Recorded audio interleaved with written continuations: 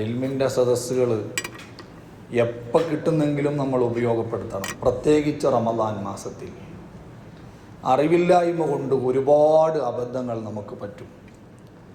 ഇപ്പം ഇന്നലെ ഒരു കേസ് വന്നിരുന്നു. അതായത് വീട്ടിൽ വയസ്സായ ഉപ്പയോ ഉമ്മയോ ഉണ്ട്. അപ്പോൾ അവർക്ക് നോമ്പെടുക്കാൻ പറ്റാതെ വരുമ്പോൾ ഓരോ നോമ്പിനും ഓരോ മുദ്ദ് അരി വെച്ച് വിതരണം ചെയ്യണമല്ല. അതെങ്ങനെയാണ് വിതരണം ചെയ്യേണ്ടത്? ഇവർ കൊടുത്തിരിക്കുന്നത് എല്ലാം കൂടി അഡ്വാൻസ് ആയിട്ട് നോമ്പ് വരുന്നതിന് മുമ്പേ ഫക്കീറന്മാർക്ക് എത്തിച്ചു കൊടുത്തു. അങ്ങനെ കൊടുത്താൽ കൂടൂല. നമ്മളെ ഫിഖിൻ്റെ കിതാബിൽ പറഞ്ഞിട്ടുണ്ട്, വയസ്സായ ആളുകളുടെ പേരിൽ കൊടുക്കുന്ന മുദ്ദ്, ഇന്നത്തെ മുദ്ദ് എനിക്ക് ഇന്ന് പകൽ കൊടുക്കാം, അല്ലെങ്കിൽ ഇന്നലെ രാത്രി കൊടുക്കാമായിരുന്നു. അതേസമയം നാളത്തെ നോമ്പ് ഒഴിവാക്കിയതിൻ്റെ പേരിൽ വരുന്ന മുദ്ദ് ഇന്ന് അഡ്വാൻസ് ആയിട്ട് തഅജീൽ എന്ന നിലക്ക് മുൻകൂറായിട്ട് കൊടുക്കാൻ പാടില്ല എന്ന്. പിന്നെ റമദാൻ്റെ എല്ലാ മുദ്ദും കൂടി തുടക്കത്തിൽ കൊടുത്തിട്ടുണ്ടെങ്കിൽ എന്താണ് അവർ എല്ലാം കൂടി ഒന്നും കൂടി മാറ്റി കൊടുക്കേണ്ടി വരും. ഇത് ഒരു വർഷത്തല്ല പറയുന്നത്, ഇങ്ങനെ കുറേ കൊല്ലായി പോലും കൊടുക്കുന്നു. അപ്പം ഇപ്പാരോ പറഞ്ഞപ്പോൾ അബദ്ധം മനസ്സിലാക്കി ഇനിയിപ്പോൾ മാറ്റി കൊടുക്കേണ്ടി വരും. കുറച്ച് ദിവസം മുമ്പ് വേറൊരു കേസ് വന്നിരുന്നു. ഒരാൾ സത്യം ചെയ്തിട്ട് പൊളിച്ചു. സത്യം ചെയ്തിട്ട് അള്ളാൻ്റെ പേരോ അള്ളാൻ്റെ സിഫത്തോ ഉപയോഗപ്പെടുത്തി സത്യം ചെയ്തവന് ആ സത്യം ലംഘിച്ച് പൊളിച്ചിട്ടുണ്ടെങ്കിൽ കഫാറത്ത് കൊടുക്കണമെന്നാണ്. എന്താ കഫാറത്ത് കൊടുക്കേണ്ടത്? ഒരടിമയെ മോചിപ്പിക്കണം. അത് പിന്നെ നമ്മളെ നാട്ടിൽ പറ്റുന്ന കേസല്ല. 10 ആളുകൾക്ക് ഭക്ഷണം കൊടുക്കുക.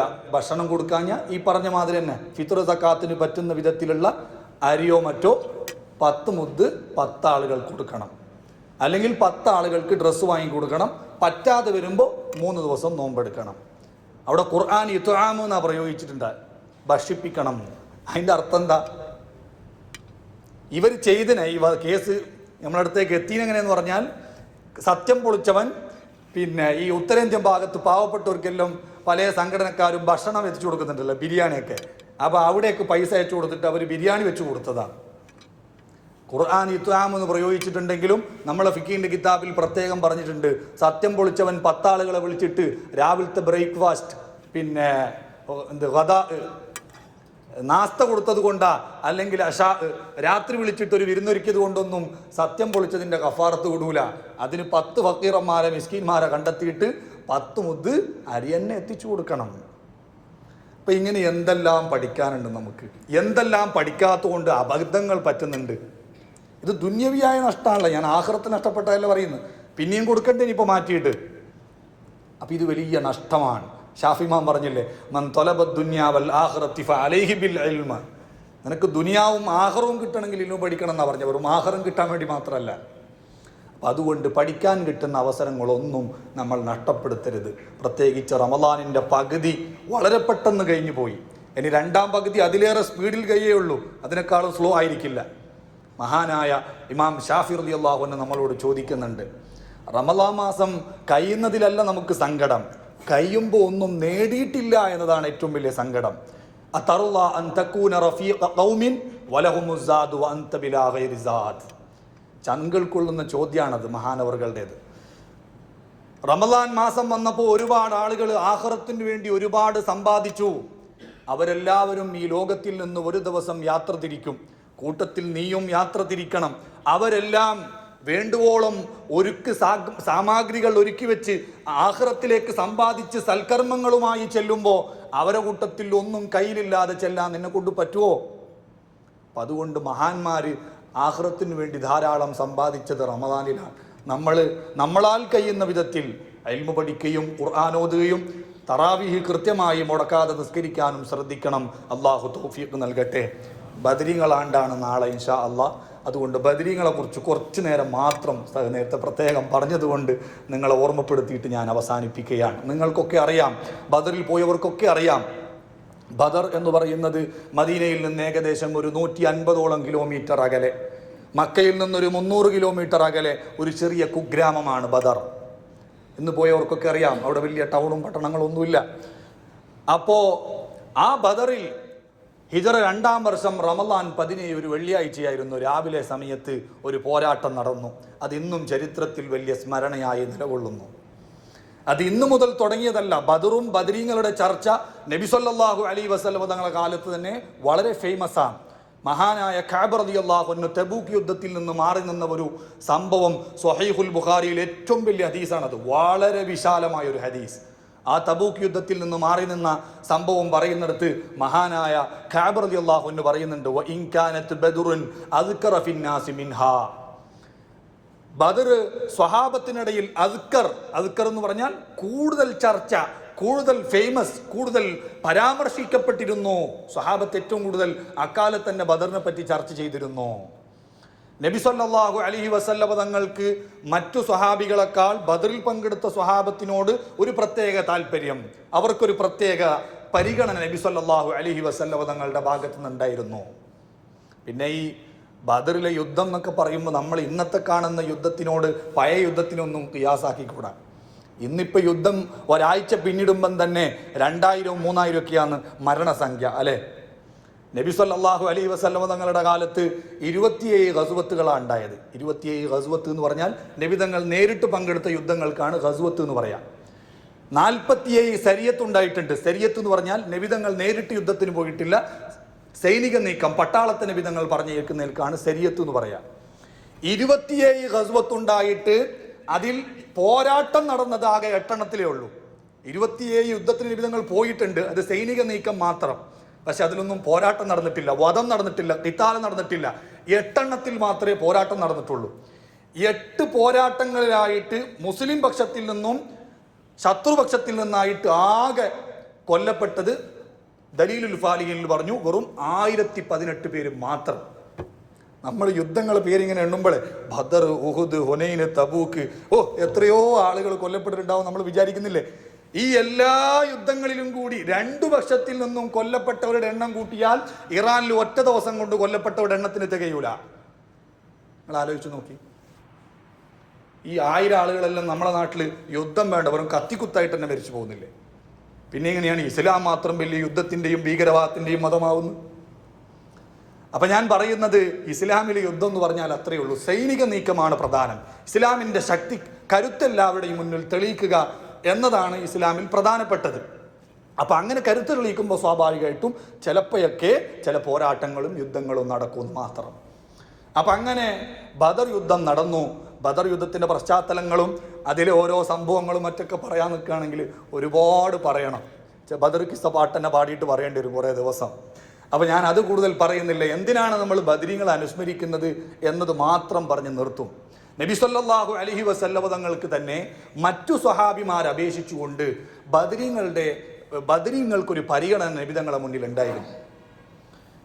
മഹാനായ ഇമാം തൊബറാനി റളിയല്ലാഹു അൻഹു ഉദ്ധരിക്കുന്നുണ്ട്, ബദറിൽ പങ്കെടുത്ത പ്രധാനിയാണ് അബ്ദുറഹ്മാൻ ഇബ്നു ഔഫ്. മഹാനവറുകളും ഖാലിദ് ഇബ്നു വലീദ് റളിയല്ലാഹു അൻഹുമ അവർ രണ്ടാളും തമ്മിലൊരു വാക്ക് തർക്കമുണ്ടായി. മനുഷ്യന്മാരല്ലേ, സ്വാഭാവികമായിട്ടും എന്തെങ്കിലും ചില്ലറ വാക്ക് തർക്കങ്ങളൊക്കെ ഉണ്ടാവും. അങ്ങനെ വാക്ക് തർക്കമുണ്ടായപ്പോൾ മഹാനായ ഖാലിദ് ഇബ്നു വലീദ് റളിയല്ലാഹു അൻഹു ബദറിൽ പങ്കെടുക്കാത്ത ആളാ, അബ്ദുറഹ്മാൻ ഇബ്നു ഔഫ ബദറിൽ പങ്കെടുത്തയാളാ. മഹാനായ ഖാലിദ് ഇബ്നു വലീദ് റളിയല്ലാഹു അൻഹുവിനെ വിളിച്ചിട്ട് ചോദിക്കുന്നുണ്ട്, യാ ഖാലിദ്, ഓ ഖാലിദേ, ലിമ തുഉദി റജുലൻ മിൻ അസ്ഹാബി ബദർ, ബദരീങ്ങളിൽപ്പെട്ട ഒരാളെ നീ എന്തിനാ ഇടങ്ങേറാക്കുന്നു? ലൗ അൻഫഖത മിസ്ല ജബലി ഉഹുദിൻ ദഹബൻ ലൻ തുദ്രിക അമല, നീ ഉഹുദ് മലയോളം സ്വർണം റബ്ബിന്റെ ദീനിനു വേണ്ടി ചെലവാക്കിയാലും ബദരീങ്ങളെടുത്ത പണി കൊടുക്കൂല. എന്തുകൊണ്ട്? വജാദൂ ബി അംവാലിം വബാഉ നുഫൂസഹും ലിദീനിൽ ഹുദാ. ബദരീങ്ങൾ അവിടെ സമ്പത്ത് മാത്രമല്ല ദീനു വേണ്ടി സമർപ്പിച്ചത്, ശരീരവും സമ്പത്തും സർവ്വതും അവർ ദീനു വേണ്ടി സമർപ്പിച്ചവരാണ്. അതുകൊണ്ട് തന്നെ ബദരീങ്ങൾ അവര് അശറത്തുൽ മുബശ്ശറ, സ്വർഗം കൊണ്ട് സന്തോഷ വാർത്ത അറിയിക്കപ്പെട്ട 10 സ്വഹാബികളെ കഴിഞ്ഞാൽ ലോകത്ത് ഏറ്റവും മഹത്തുള്ള മനുഷ്യർ ബദരീങ്ങളാണ് എന്ന വിഷയത്തിൽ ഇജ്മാ ഉണ്ട് എന്നാണ് ഇമാം മുസ്ലിം റളിയല്ലാഹു അൻഹു ഇമാം നവവി തങ്ങൾ ശറഹ് മുസ്ലിമിൽ പറഞ്ഞിട്ടുള്ളത്. നബിതങ്ങൾ കഴിഞ്ഞാൽ, അമ്പിയാക്കന്മാർ കഴിഞ്ഞാൽ, സ്വർഗം കൊണ്ട് സന്തോഷ വാർത്ത അറിയിക്കപ്പെട്ട 10 സ്വഹാബത്തിന് കഴിഞ്ഞാൽ ബദരീങ്ങൾക്കാണ് ഏറ്റവും മഹത്വം എന്ന വിഷയത്തിൽ ഇജ്മാ ഉണ്ട് എന്നാണ്. അതിലാർക്കും തർക്കം വരെയില്ല. ഇത് ബദരീങ്ങൾ കിട്ടുന്നൊരു മഹത്വമാണ്. അത് സ്വഹാബത്തും നബി സല്ലല്ലാഹു അലൈഹി വസല്ലം തങ്ങൾ ശരിക്കും പ്രകടിപ്പിച്ചിട്ടുണ്ട്. ഉമർ ഇബ്നുൽ ഖത്താബ് റളിയല്ലാഹു അൻഹുവിന്റെ കാലത്ത് മഹാനവറുകൾ ഒരു സർക്കാർ സഹായം പ്രഖ്യാപിച്ചിരുന്നു, ഒരു ധനസഹായം. സർക്കാരിന്റെ പല പെൻഷൻ പോലത്തെ ഫണ്ടുകളൊക്കെ ആളുകൾക്ക് കിട്ടലുണ്ടല്ല. ഉമർ ബിൻ ഖത്താബ് റളിയല്ലാഹു അൻഹു സർക്കാർ ധനസഹായം പ്രഖ്യാപിച്ചപ്പോൾ ബദരീങ്ങൾക്കെല്ലാം 5000 ദീനാറായിരുന്നു. മറ്റുള്ള സ്വഹാബിമാർക്ക് 1000 കുറച്ചിട്ട് 4000 ദീനാറായിരുന്നു. എന്താ?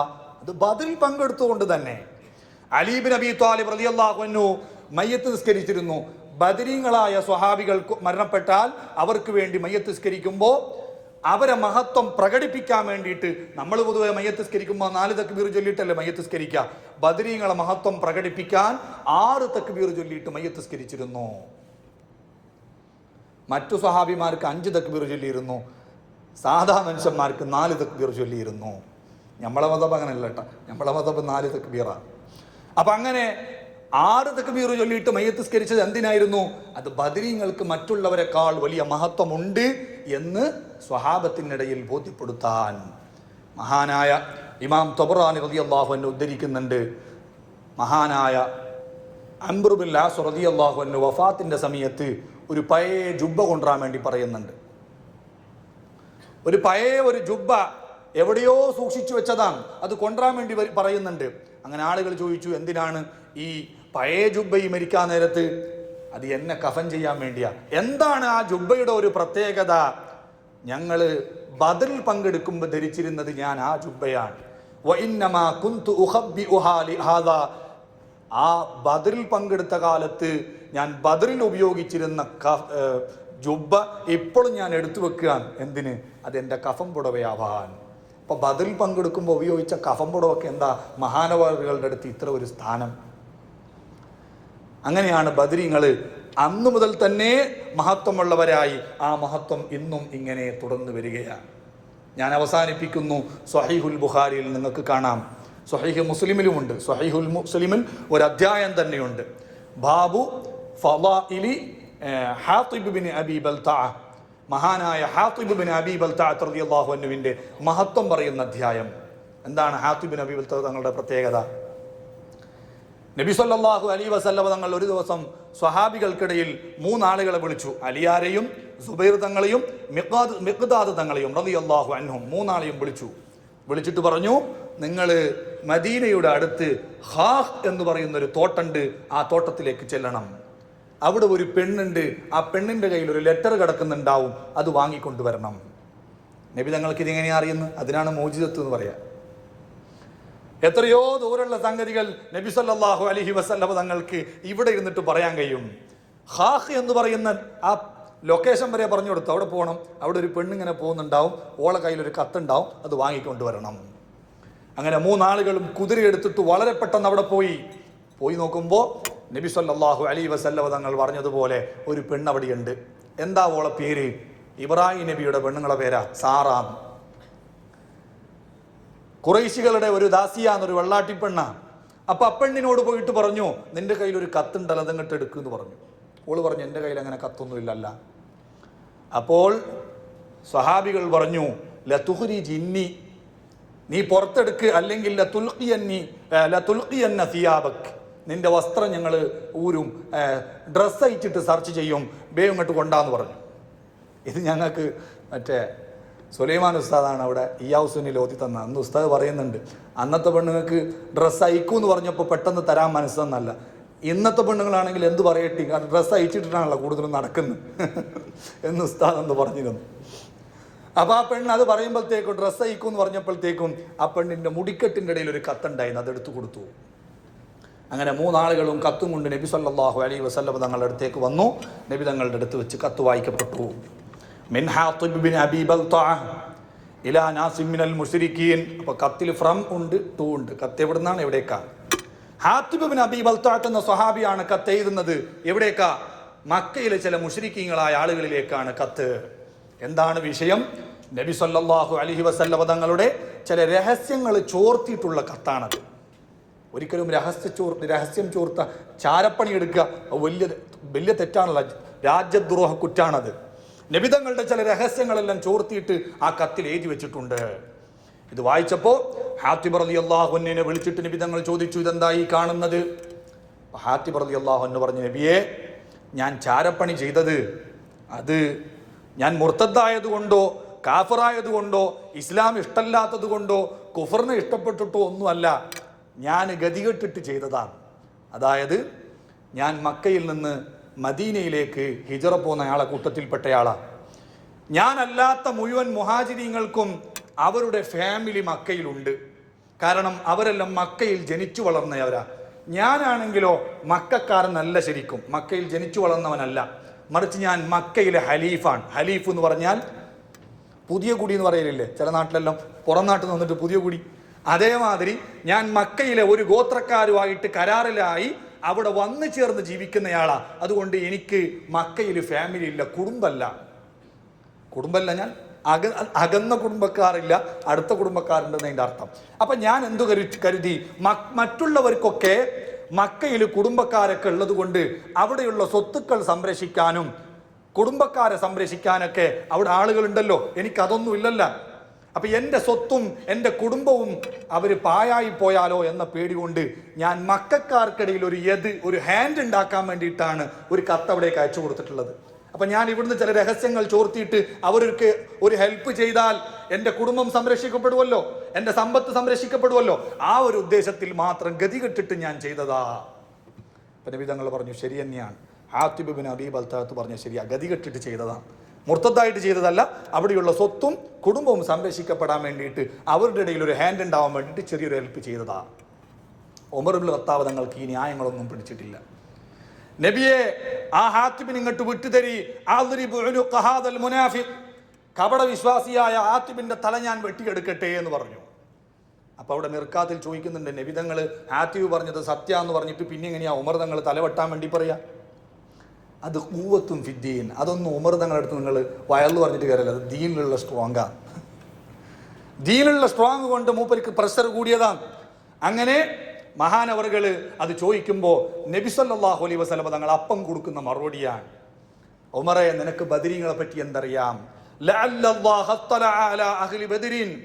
ബദരീങ്ങളുടെ അടുത്തേക്ക് അല്ലാഹു സുബ്ഹാനഹു വ തആല പ്രത്യക്ഷപ്പെട്ടിട്ടുണ്ടാവാം. അള്ളാഹ് പ്രത്യക്ഷപ്പെടുക എന്ന് പറഞ്ഞാൽ അല്ലാഹു സുബ്ഹാനഹു വ തആല അവർക്ക് പറഞ്ഞു കൊടുത്തതുപോലെ എന്താ, ഇഅ്മലൂ മാ ശിഅ്തും, നിങ്ങൾ എന്തു വേണമെങ്കിലും ചെയ്തോളൂ, ഫഇന്നി ഖദ് ഗഫർതു ലക്കും, ഞാൻ എല്ലാം നിങ്ങൾക്ക് പുറത്തു തന്നിട്ടുണ്ട്.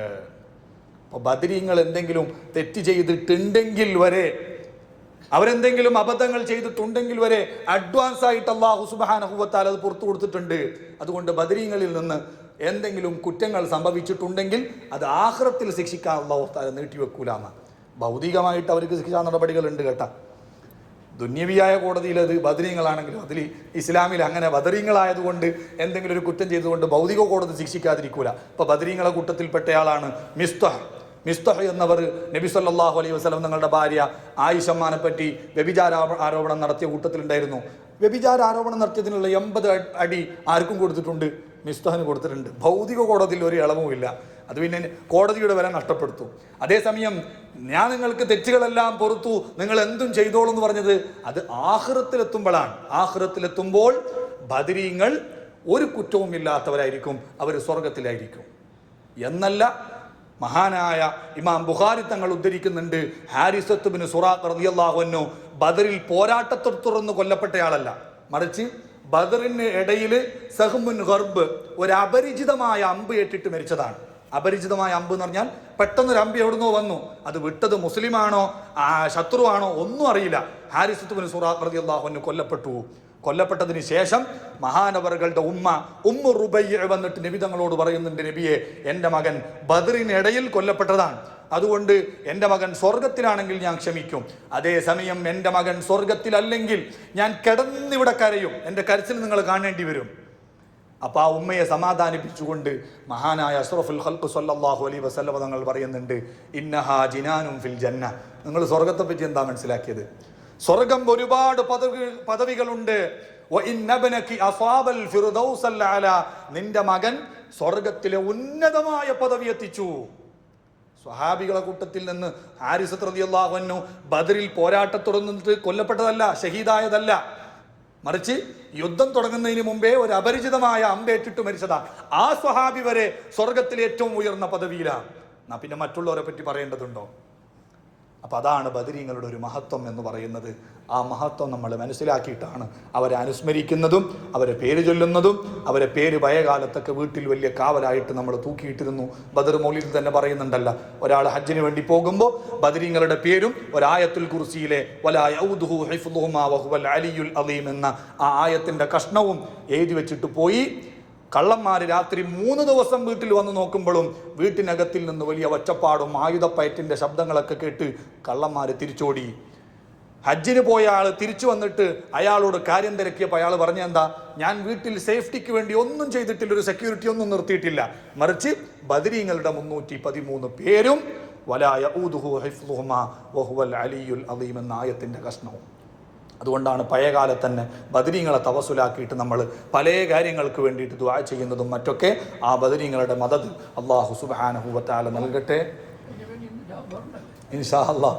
എല്ലാ ആളുകളും വരണം. അതുപോലെ തന്നെ മഗ്ഫിറത്തിൻ്റെ 10 നമ്മളിൽ നിന്ന് അവസാനിക്കുകയാണ്. ഇനി ഒരു മഗ്ഫിറത്തിൻ്റെ 10 നമുക്ക് അവസരം ഉണ്ടാവുകയോ ഇല്ലേ എന്നറിയില്ല. ജീവിതത്തിൽ ഇപ്പോൾ ഗൾഫിലൊക്കെ നിങ്ങൾക്കറിയാം വലിയ യുദ്ധഭീതിയും ടെൻഷനും പ്രയാസങ്ങളൊക്കെയാണ്.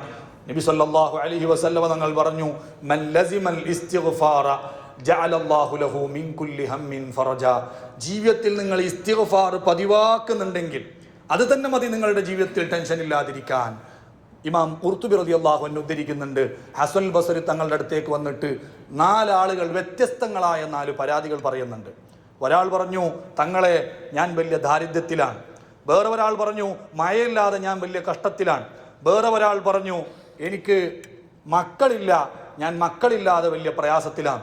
വേറെ ഒരാൾ പറഞ്ഞു, എൻ്റെ തോട്ടത്തിൽ പഴങ്ങൾ കായ്ക്കാതെ തോട്ടെല്ലാം കൂടി ഉണങ്ങിപ്പോയിട്ടുണ്ട്, വലിയ പ്രയാസത്തിലാണ്. 4 പരാതികൾ.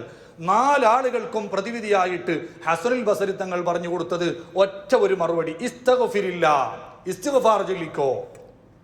അപ്പൊ ആരോ ചോദിച്ചു, എല്ലാത്തിനും ഒരു മരുന്ന് കൊടുക്കുന്നുണ്ടെങ്കിൽ ആ ഡോക്ടർക്ക് എന്തോ പ്രശ്നമുണ്ടെന്നല്ലേ എൻ്റെ അർത്ഥം. അപ്പോ മഹാനവറുകളോട് ചോദിച്ചു, ഇതെന്താ, എന്തു പ്രശ്നം പറഞ്ഞാലും ഒരു ഇസ്തിഗ്ഫാർ മാത്രം പ്രതിവിധിയായിട്ട് പറയുന്നു. അപ്പോൾ പറഞ്ഞു, മാ ഖുൽതു മിൻ ഇൻദി ശൈആ, ഇത് എൻ്റെ വക പറഞ്ഞതല്ല.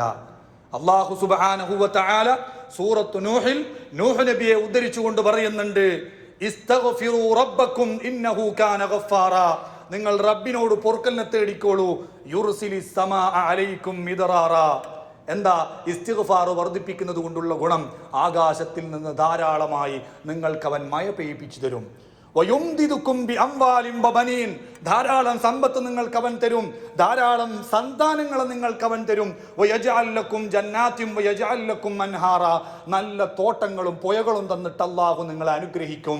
ഇസ്തിഗ്ഫാറിന്റെ 4 റിസൾട്ട് ഫലം അല്ലാഹ് ഖുർആനിൽ പറഞ്ഞതാണ്, ഞാൻ പറഞ്ഞു കൊടുത്തിട്ടുള്ളത്.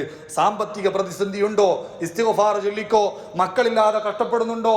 ഇസ്തിഗ്ഫാർ ചൊല്ലിക്കോ. കൃഷി ഉഷാറാവണമെന്ന് ആഗ്രഹമുണ്ടോ? ഇസ്തിഗ്ഫാർ ചൊല്ലിക്കോ. മഴയില്ലാതെ വെള്ളം കിട്ടാതെ പ്രയാസപ്പെടുന്നുണ്ടോ? ഇസ്തിഗ്ഫാർ ചൊല്ലിക്കോ. ഖുർആൻ പഠിപ്പിച്ചതാണത്. അതാണ് ഇസ്തിഗ്ഫാർ വർദ്ധിപ്പിക്കുന്നത് കൊണ്ടുള്ള ഗുണം. അപ്പം അതുകൊണ്ട് എല്ലാ സമയത്തും നന്മകൾ ചെയ്യണം. പ്രതിസന്ധി ഉണ്ടായതുകൊണ്ട് ഇപ്പോൾ ഗൾഫ് രാജ്യങ്ങളിൽ നമ്മുടെ DKSCക്ക് വേണ്ടിയുള്ള പോയിന്റ് കളക്ഷൻ, ഒരു വർഷത്തേക്ക് ആവശ്യമുള്ള എല്ലാ ചെലവിനും മറ്റൊക്കെ ആവശ്യമുള്ള വലിയ കളക്ഷൻ നടക്കുമ്പോൾ ഒരുപാട് ആളുകൾ അതിനെ സഹായിക്കുന്നുണ്ട്. അവിടെ വലിയ പ്രതിസന്ധി ഉണ്ടായിട്ടും അവർ ഇതിനൊക്കെ സഹായിക്കുകയും സ്നേഹിക്കുകയൊക്കെ ചെയ്യുന്നുണ്ട്. അതിനുവേണ്ടി പ്രവർത്തിക്കുന്ന DKSCയുടെ പ്രവർത്തകരുണ്ട്. അത് വലിയൊരു കാര്യമാണ്. അവിടെ പ്രതിസന്ധിയും പ്രയാസങ്ങളൊക്കെ ഉണ്ടായിട്ട് അവർ അതിൽ ശുഗലാവാതെ നമ്മുടെ ദീനീ സ്ഥാപനങ്ങളെയും ദീനിൻ്റെ പ്രവർത്തനങ്ങളുടെയും ജീവകാരുണ്യ പ്രവർത്തനങ്ങൾക്ക് വേണ്ടിയൊക്കെ അവർ അധ്വാനിക്കുന്നത് വലിയ സമാധാനമാണ്. അത് തന്നെ മതി അവർക്ക് വലിയ സമാധാനം കിട്ടാൻ. ഇമാം ഹാക്കിം റളിയല്ലാഹു അൻഹു ഉദ്ധരിക്കുന്ന ഹദീസിൽ കാണാം, സ്വനാഇഉൽ മഅറൂഫി തഖീ മസാരിഅസ് സൂഅ്. നബി സല്ലല്ലാഹു അലൈഹി വസല്ലം തങ്ങൾ പറഞ്ഞു, ദാരുണമായ മരണം, അപകട മരണം, നാശങ്ങൾ, പ്രയാസങ്ങൾ, ആഫാത്തുകൾ, അതിൽ നിന്നെല്ലാം മനുഷ്യനെ സംരക്ഷിക്കുന്നത് അവൻ ചെയ്യുന്ന പരോപകാരങ്ങളാണ്, മറ്റുള്ളവർക്ക് വേണ്ടിയുള്ള അവൻ്റെ പ്രവർത്തനങ്ങളാണ്, ജീവകാരുണ്യ പ്രവർത്തനങ്ങളാണ്, ചാരിറ്റികളാണ്. എത്ര നല്ലൊരു സന്തോഷം തരുന്ന വാക്കാണിത്. അപ്പോൾ അല്ലാഹു സുബ്ഹാനഹു വ തആല അങ്ങനെ സ്ഥാപനത്തിൻ്റെ പുരോഗതിക്ക് വേണ്ടി പ്രവർത്തിക്കുന്ന, അതിനുവേണ്ടി സഹായ സഹകരണങ്ങൾ ചെയ്യുന്ന എല്ലാ ആളുകൾക്കും അല്ലാഹു അർഹമായ പ്രതിഫലം നൽകട്ടെ. അല്ലാഹുമ്മ സ്വല്ലി അലൻ നബിയിൽ മുസ്തഫ. ഇസ്തിഗ്ഫാർ നമുക്കൊക്കെ അറിയാവുന്നതുപോലെ അസ്തഗ്ഫിറുല്ലാഹൽ അലീം എളുപ്പത്തിൽ ചെല്ലാൻ പറ്റിയതാണ്. അതിനേക്കാളും നല്ലൊരു ഇസ്തിഗ്ഫാർ ഉണ്ട്, സയ്യിദുൽ ഇസ്തിഗ്ഫാർ. അല്ലാഹുമ്മ അൻത റബ്ബി ലാ ഇലാഹ ഇല്ലാ അൻത ഖലഖ്തനി വഅന അബ്ദുക വഅന അലാ അഹ്ദിക വവഅദിക മസ്തതഅതു അബൂഉ ബിനിഅമതിക അലൈ അബൂഉ ബിദംബി ഫഗ്ഫിർ ലി ഫഇന്നഹു ലാ യഗ്ഫിറു ദുനൂബ ഇല്ലാ അൻത സയ്യിദുൽ ഇസ്തിഗ്ഫാർ. ഏറ്റവും വലിയ ഇസ്തിഗ്ഫാർ. അത് നിങ്ങൾക്ക് ജീവിതത്തിൽ ഒരു ദിവസം ഒരു വട്ടെങ്കിലും പതിവാക്കാൻ പറ്റുന്നുണ്ടെങ്കിൽ വലിയ കാര്യമാണ്. അതിന് പറ്റുന്നില്ലെങ്കിൽ അസ്തഗ്ഫിറുല്ലാഹൽ അലീം. നബി സല്ലല്ലാഹു അലൈഹി വസല്ലം തങ്ങൾ 70 തവണയോ 100 തവണയോ ഒരു ദിവസം ഇസ്തിഗ്ഫാർ ചൊല്ലിയിരുന്നു എന്ന് ഹദീസിലുണ്ട്. അപ്പോൾ ഇസ്തിഗ്ഫാർ ജീവിതത്തിൽ പതിവാക്കുക. അല്ലാഹു സുബ്ഹാനഹു വ തആല തൗഫീഖ് നൽകട്ടെ. അല്ലാഹുമ്മ സ്വല്ലി അലൻ നബിയിൽ മുസ്തഫ.